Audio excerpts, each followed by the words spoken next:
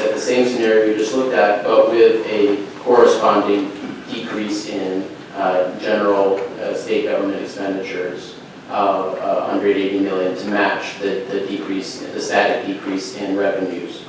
And so again, we're going to see a similar kind of picture in that the income tax base, for example, is going to shrink as a result of the decline largely in government jobs again. So here we're again going to see overall kind of extra declines in income tax revenues broken down by bracket.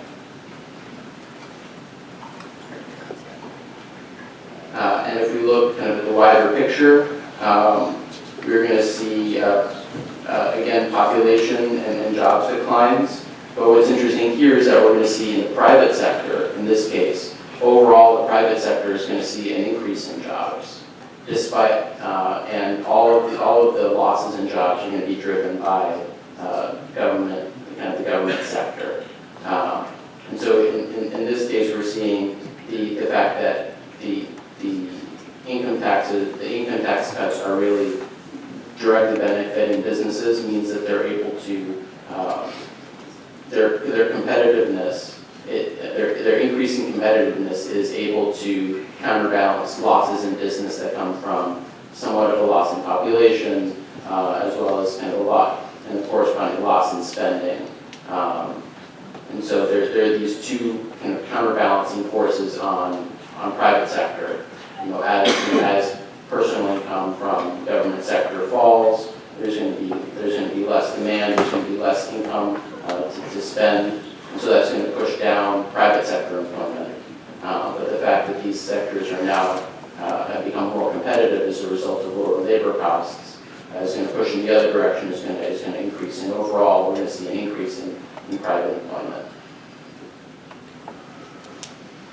But again, we're going to see declines in the size of the economy, in gross state product, and in output within the state, as well as in this case, declines in disposable income. Because here again, there's going to be no direct benefit to disposable income, and so disposable income is going to fall as personal income as a whole falls within the state.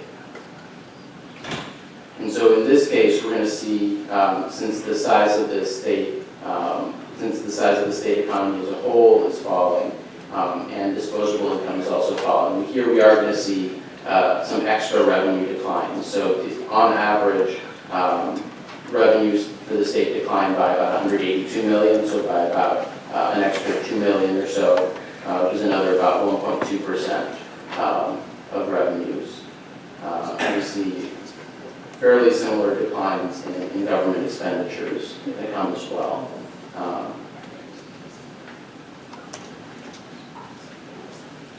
And so again, this is a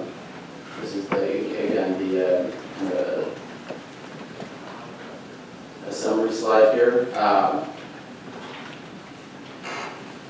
And finally, I want to turn to the final set of scenarios, which is here we're looking at the income taxes going entirely to raising disposable income, entirely towards people having more after-tax income, and not going at all to help businesses with their labor costs. This is kind of the other end of the spectrum. And here we're going to see impacts that look that look fairly similar to the first couple of scenarios, because again, the first scenario, the blended approach, was weighted more towards this approach than the other. And again, that's something that we can revisit in terms of what the weight should be based on more detailed data. So here again, the numbers are going to be commensurate.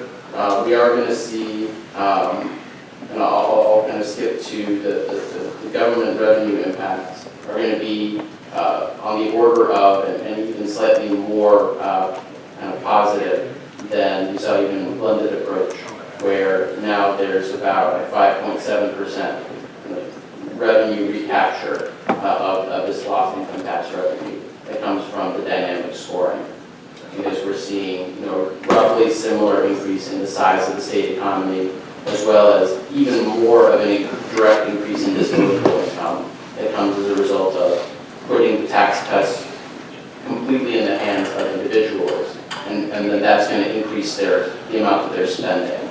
The amount that they have in their pockets, they're going to be spending